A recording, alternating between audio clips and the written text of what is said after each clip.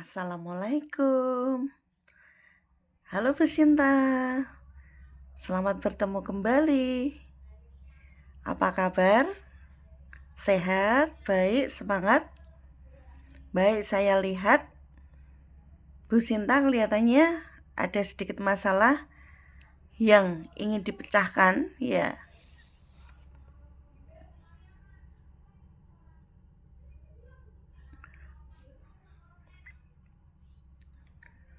Hari ini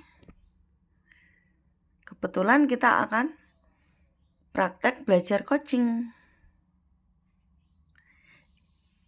Nah, sebelum kita mempraktekkan coaching dengan alur tirta, lebih baik saya jelaskan dulu apa itu coaching, prinsip-prinsipnya, langkah-langkahnya, dan nanti kita praktekkan bersama. Baik, sudah siap Bu Sinta? Nah, pada prinsipnya, coaching itu adalah sebuah proses kolaborasi yang berfokus pada solusi, berorientasi pada hasil, dan dijalankan secara sistematis. Coach akan memfasilitasi peningkatan performa dan pengalaman hidup seseorang yang bertujuan untuk memberikan pembelajaran dan pengembangan diri kepada coach. Kemudian membuka potensi seseorang untuk memaksimalkan kinerjanya. Nah, secara tidak langsung, coaching adalah sebuah bentuk kemitraan untuk memaksimalkan potensi dan profesionalisme seseorang dengan proses stimulasi dan eksplorasi pemikiran.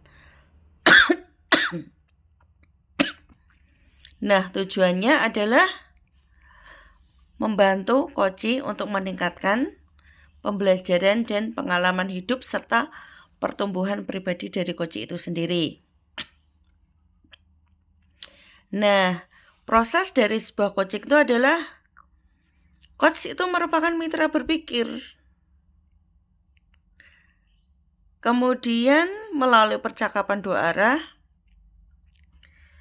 coach dan coach akan memetakan dan menggali situasi untuk menghasilkan ide-ide baru. Nah, kemudian setelah percakapan ini, kita akan lanjutkan dengan percakapan sebagai sebuah tindak lanjut. Nah, dalam proses coaching ini, kita juga akan menerapkan sebuah prinsip, yaitu rasa, yaitu receive atau menerima. Kita saling menerima, mendengarkan, appreciate atau memberikan respon,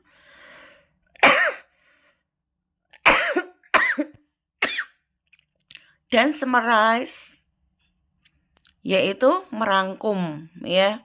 Yang terakhir adalah ask atau bertanya, yaitu ada proses tanya jawab. Yang akan kita terapkan kali ini adalah alur tirta. Alur tirta dalam sebuah coaching itu membantu percakapan menjadi efektif dan bermakna. Nah, alur tirta itu seperti apa? Kita lihat di sini. Alur tirta itu adalah, bisa kita jelaskan satu persatu, ya. Alur tirta itu diawali dengan tujuan umum. Tahap awal di mana kedua pihak, yaitu coach dan coachee, menyepakati tujuan pembicaraan yang akan berlangsung. Nah, tujuan itu biasanya berasal dari coachee. Dan ada beberapa pertanyaan yang akan ditanyakan, ya, khususnya tentang tujuan. Yang kedua adalah identifikasi. Coach akan melakukan penggalian dan pemetakan situasi yang sedang dibicarakan dan menghubungkan dengan fakta-fakta yang ada pada saat sesi.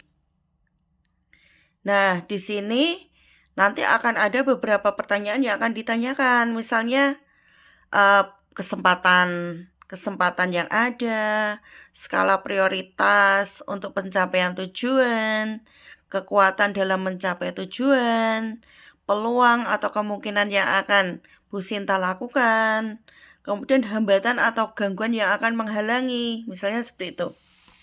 Yang ketiga adalah rencana aksi, yaitu pengembangan ide atau alternatif solusi untuk rencana yang akan dibuat.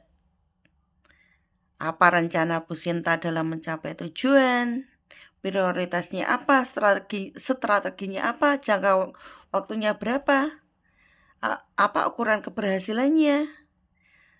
Kemudian cara mengantisipasi gangguan. Yang terakhir adalah tanggung jawab. Membuat sebuah komitmen atau hasil yang dicapai untuk langkah selanjutnya. Dari rencana aksi itu komitmennya apa ya? Apakah ada orang lain yang bisa membantu? Harapannya dan tindak lanjutnya bagaimana? Baik, sudah jelas Bu Sinta? Nah, kalau sudah, mari kita praktekkan bersama proses coaching hari ini.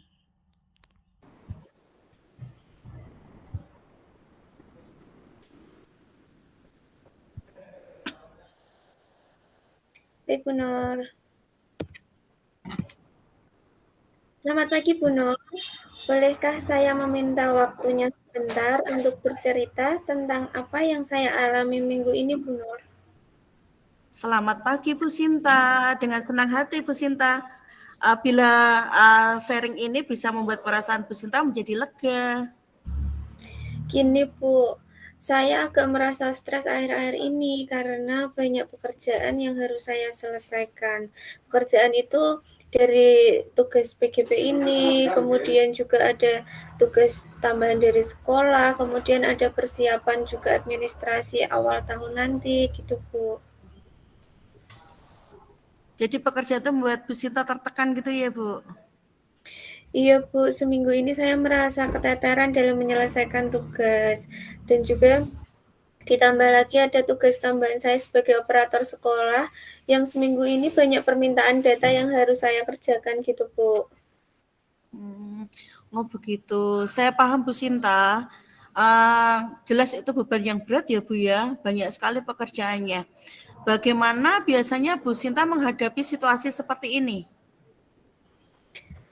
Saya biasanya itu berusaha menyelesaikan pekerjaan-pekerjaan itu, Bu. Saya akan membuat skala prioritas berdasarkan tenggat waktu pengumpulan. Saya berusaha fokus dari satu persatu pekerjaan, Bu. Saya juga terkadang meminta kolaborasi dengan rekan guru yang lain jika pekerjaan itu bisa dikerjakan bersama. Hal itu bisa mengurangi beban pekerjaan saya. Oh, begitu ya Bu Sinta. Itu bagus Bu. Sebuah langkah yang luar biasa.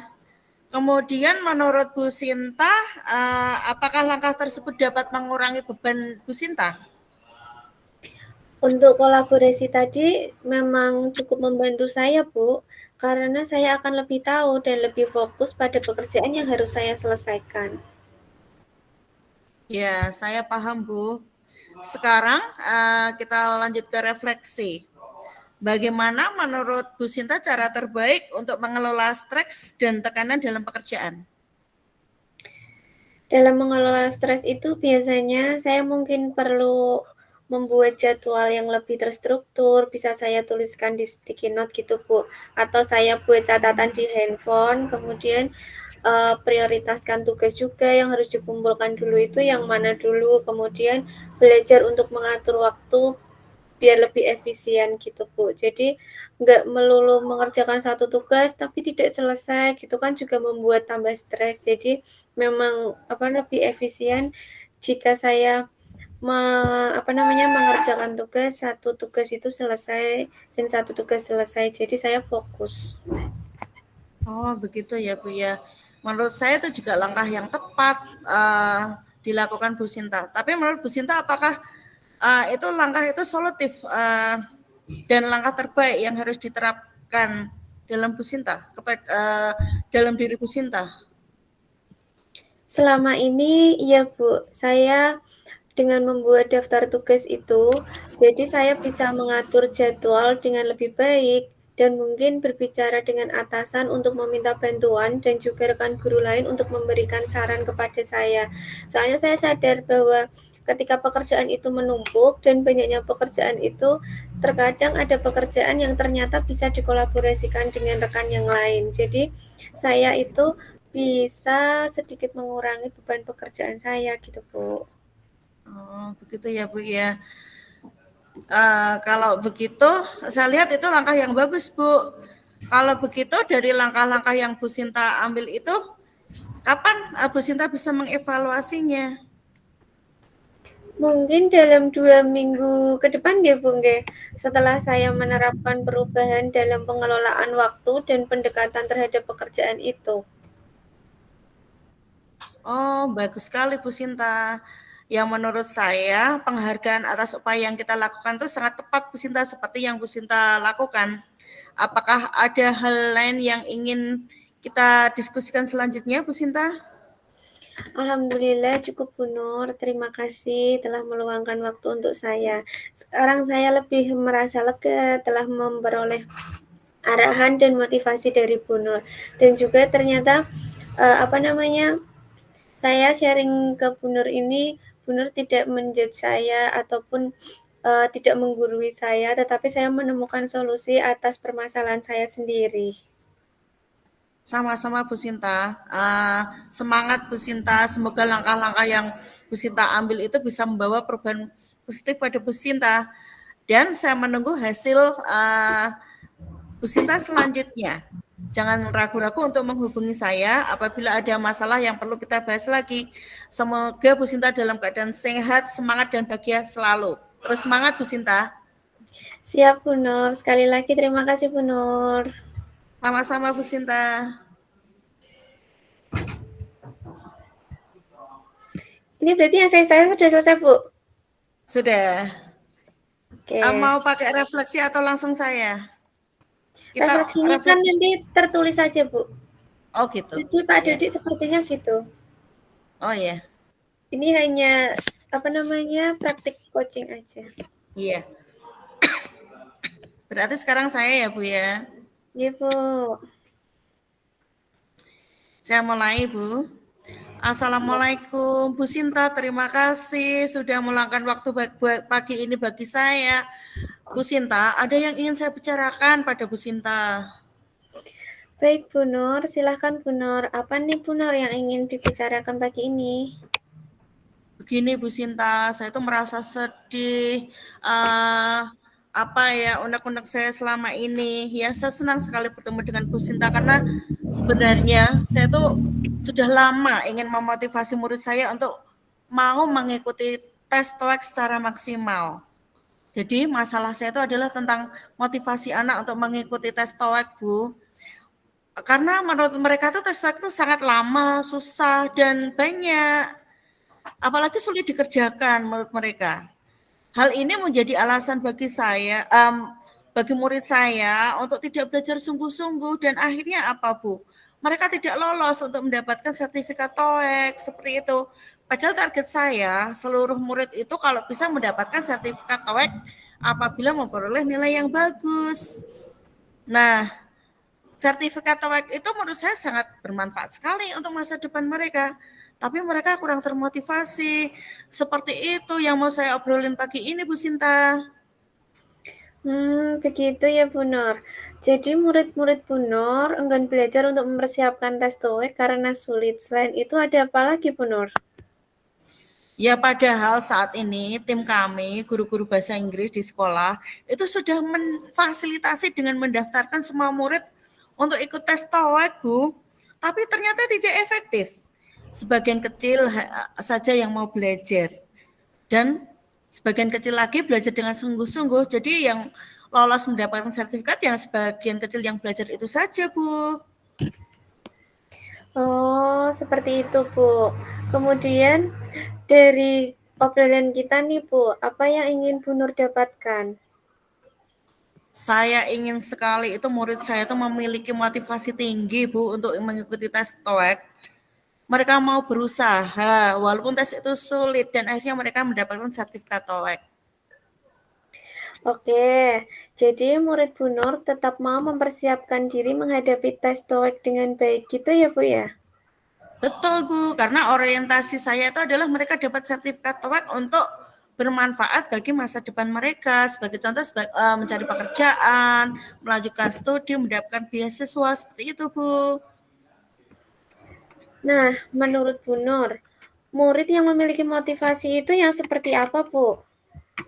Murid yang memiliki motivasi itu adalah yang punya semangat belajar tinggi untuk mempelajari soal-soal TOEIC yang diberikan guru, Bu. Mau bertanya, kesulitan yang mereka hadapi apa. Mereka juga mau mempelajari dan mengingat metode dan tips yang diberikan guru sehingga mereka memperoleh skor yang tinggi. Oke, aktif, sering bertanya, dan menerapkan strategi khusus. Selain itu, apalagi ya, Bu ya? Apalagi ya, Bu ya? Mungkin mereka juga mau belajar link-link materi TOEIC yang kami share untuk dipelajari di rumah, Bu. Baik, Bu Nur. Jadi ada 4 ya, latihan soal TOEIC, aktif bertanya, menerapkan strategi khusus, dan belajar link materi TOEIC. Nah, kalau yang ideal itu di angka 10, sekarang murid Bu Nur yang belajar TOEIC kalau di angka 1 sampai 10 berada di angka berapa dalam capaian motivasi belajar tadi, Bu? Ya beragam sih, Bu. Ada yang pintar sekali, ada yang sedang. Tapi kalau saya rata-rata sih di angka 5, Bu. Bingung sih, Bu, saya, Bu. Berarti posisinya masih di angka 5 ya, menurut Bu Nur. Apa kendalanya sehingga ada di angka 5? Berarti kan masih ada di tengah-tengah ini, Bu. Berarti masih banyak sekali murid yang belum mencapai capaian yang Bu Nur targetkan tadi. Betul, Bu Sinta. Mungkin menurut saya juga karena faktor durasi waktu juga berpengaruh, Bu. Murid tidak pernah mempersiapkan diri karena waktunya mepet. Mereka sudah malas untuk mempersiapkan diri. Mereka juga ditambah tugas guru yang lain. Jadi mereka itu sebenarnya kurang pantauan kalau disuruh belajar mandiri, Bu. Banyak juga tantangannya ya, Bu ya. Nah, kalau di angka 10 sepertinya susah ya, Bu. Kalau Bu Nur ingin muridnya di posisi berapa untuk motivasi tadi? Ya, angka 7 sih sudah bagus, Bu, menurut saya. Apa yang bisa Bu Nur lakukan untuk mencapai di angka 7 itu, Bu? Sebenarnya selama ini itu saya sudah memikirkan banyak cara, Bu. Rencananya Bu Nur ingin menerapkan seperti apa untuk motivasi murid nanti, Bu? Sebenarnya saya tuh ingin ada sebuah pembekalan atau pelatihan terprogram gitu, Bu, yang diberikan secara kontinu. Jadi dimulai dari dalam kelas seperti itu. Uh, Yaitu pendalaman materi reading, listening, dan structure gitu, Bu. Berarti butuh guru pendamping dan waktu khusus ya, Bu ya? Iya, Bu, sebenarnya guru pendampingnya itu tidak sulit, Bu. Hanya guru-guru bahasa Inggris yang mengajar di kelas itu saja. Sedangkan pengaturan waktunya itu juga tidak sulit, Bu. Cukup diambilkan dari jam pelajaran di kelas itu 30 menit saja setiap pertemuan. Itu menurut saya akan efektif, Bu. Iya. Kemungkinan yang dapat dilakukan dalam waktu dekat ini yang mana ya, Bu ya? Mungkin saya ingin mengumpulkan guru-guru bahasa Inggris, Bu. Apalagi selain itu, Bu? Ya, mengelompokkan murid dengan level keterserapan yang sama itu juga efektif, Bu. Jadi kita bisa tahu mana anak yang siap dilatih dengan macam-macam materi dan mana anak yang siap dilatih dengan latihan soal seperti itu, Bu.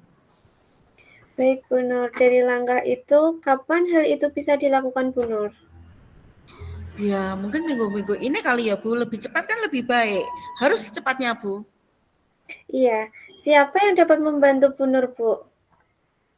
Menurut saya sih Wakakurikulum, Bu, karena kan kita harus izin dulu, pelatihan seperti ini harus izin Wakakurikulum, Bu. Baiklah, jadi Bu Nur sudah tahu langkah-langkah apa yang harus dilaksanakan nggih, Bu, nggih. Jadi kita sudah di penghujung coaching. Apa yang Ibu dapatkan dari obrolan ini, Bu Nur? Ya, yang saya dapatkan dari coaching ini adalah saya mendapatkan pencerahan dari Bu Sinta. Yang awalnya saya kebingungan harus berbuat apa supaya murid-murid saya termotivasi belajar TOEIC. Ternyata dengan program pelatihan secara kontinu dari guru bahasa Inggris saat mengajar, semua itu sudah terjawab, Bu. Saya sangat antusias mendengarkan cerita Bu Nur lagi minggu depan. Setelah berkoordinasi dengan rekan guru bahasa Inggris dan Wakakurikulum, nggih, Bu. Siap, Bu Sinta. Nanti akan saya ceritakan. Terima kasih, Bu Sinta. Sama-sama, Bu Nur.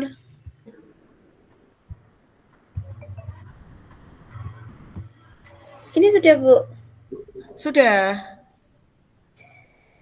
Terus, ini rekamannya di stop apa dilanjutkan? Kita harus 1 jam, Bu. Jangan di stop dulu. Oh, Jadi tadi harus kan, sampai 1 jam. tadi sudah berapa menit, Bu? Minimal 15 menit sampai 20 menit. Ini tadi 15 menitan, Bu. Oh, Kalau 20 menit belum ada. oh iya ya.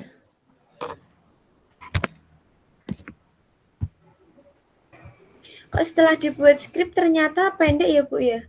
Iya, iya pendek. Memang cepat Bu. Ya, iya. Lah mau dibuat apa lagi gitu udah mencakup alurnya itu. Iya. Betul, Bu.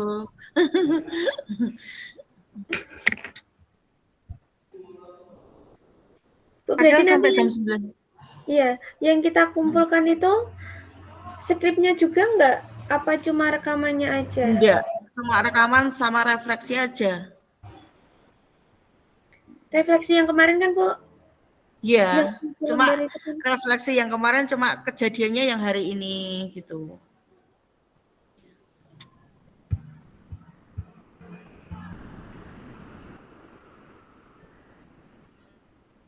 Itu berarti nanti ngunduhnya minta link dari Pak Dodi ya, Bu ya? Iya. Kan nanti masuk di drive-nya Pak Dodi, tapi nanti aksesnya kan Hmm. masih dibatasi. Terus nanti dari salah satu kita minta dibuka aksesnya buat ngunduh itu, Bu. Hmm. Terus diupload lagi.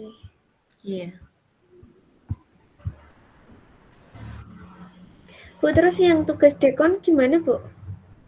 Gini aja Bu, kalau tidak mulai besok apa Rabu, Kamis, Jumat kan kita dan teman-teman milih hari toh. Rabu, Kamis, Heeh. Jumat ngupload ini bareng-bareng sama praktek itu sekalian aja. Di mana di sekolah saya boleh atau di Tiara ya nggak apa-apa. Ini nanti tuh Bu Neka sama Bu Mita itu juga ngajak itu apa namanya tag video. Hmm, Mereka kan udah yang hmm, coachingnya udah, tinggal hmm, yang sesi observernya kan saya. hmm, Nah hmm, terus yang kita, terus hmm. observernya siapa? Ya, kita jadi observer juga Bu, gantian. Iya, kan saya diminta observer dari Bu Neka sama Bu Hmm, Mita. Lah terus hmm. nanti Bu Nur observer dari coachingnya siapa? Sembarang Bu, siapa? Berarti nanti kita bagi kelompok lagi, Bu. Kan itu berarti 3 anggota toh. Hmm, iya. Oh ini mulai nanti, kalau yang boneka sama Bu Mita hari ini? Mereka itu udah ambil tag video yang coachingnya sudah. Tinggal yang Oh, itu observer hmm, sesinya saya aja. gitu. Padahal yang dinilai di dekon kan tadi Pak Dodi matur yang itu ya, observernya. Iya, yang diupload kan observernya. Iya, Lah padahal lokasi kita kan berjauhan ya, Bu ya. iya, gimana Bu? Ya nanti cari di tengah-tengah. Hmm, apa Masih enggak gini bingung, tuh Bu? Bu? Apa observernya itu tidak masuk terlibat dalam percakapan juga tuh Bu? Iya, Mengamati langsung masuk. gitu.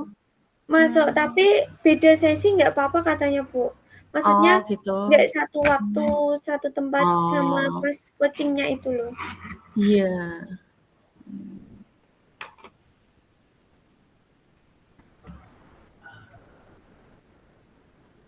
Itu harus kelompoknya Pak Dodi ya Bu ya semuanya ya? Iya, Oh, masalahnya kalau enggak kan di sekelas saya juga ada CGB juga gitu. enak ya Bu kalau gitu ya. Mhm. Saya juga kemarin Heeh. gitu, jadi aksi nyata sama yang, apa namanya kemarin itu Bu, PI pendampingan itu 2. loh. Heeh. Mhm, Nah itu saya kolaborasi. mhm, mhm. Oh, Pak Dodi Aduh terus di kalau sudah rekaman terus gimana, Pak?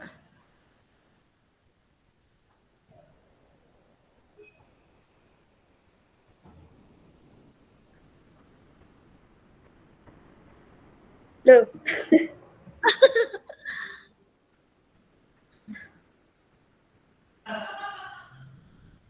ini benar di sekolah Bu, Iya, tapi belum masuk ya Bu SMK ya? belum. Ini tuh yang udah masuk MI malah udah masuk dari kemarin. Hmm, Berarti nggak ada liburnya Bu dengan Bu? nggak ada. Sama sekali. Iya, saya nggak Ya ngajukan cuti ya, Bu. Nggak ngajukan cuti. Kalau ngajukan cuti juga boleh kok.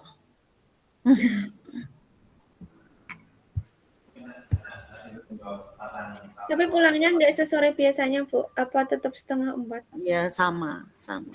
Sama, Iya, dari pagi sampai sore di sekolah. iya.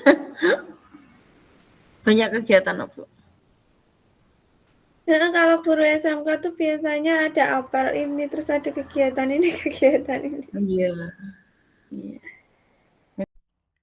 Baik Bu Sinta, setelah kita melakukan proses coaching hari ini sangat seru dan mengasihkan ya.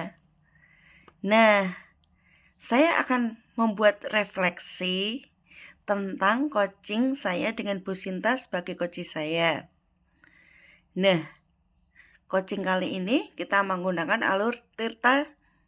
Nah, temanya adalah menumpuknya banyak pekerjaan yang membuat kelelahan, ya, seperti itu.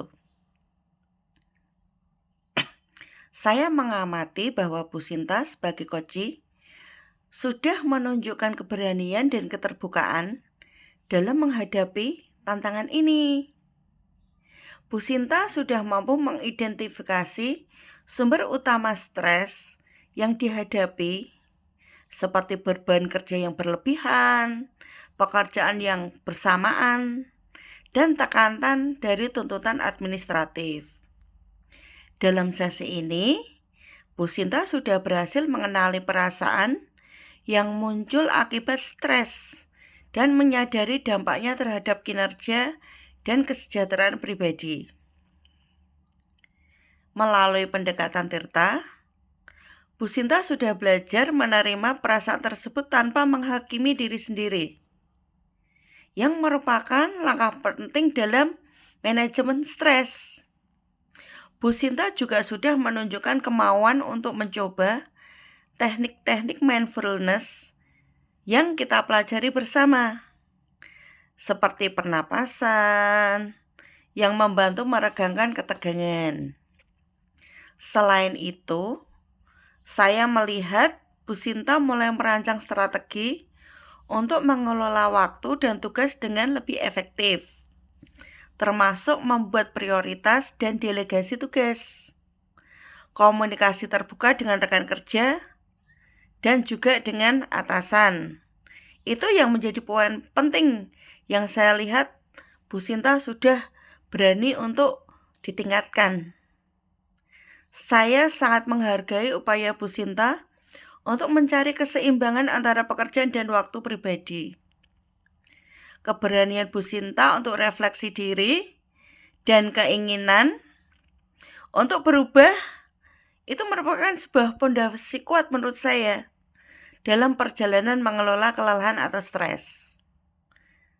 Saya yakin dengan komitmen dan praktik yang konsisten, Bu Sinta akan mampu mengatasi tantangan ini dan menciptakan situasi kerja yang mengasihkan, membahagiakan, menyenangkan, dan yang terpenting adalah produktif. Nah, semangat Bu Sinta, terus berlatih dan jadikan setiap langkah pembelajaran menuju kesejahteraan pribadi, dan tak lupa meningkatkan kualitas dalam mendidik putra-putri bangsa. Terima kasih Bu Sinta.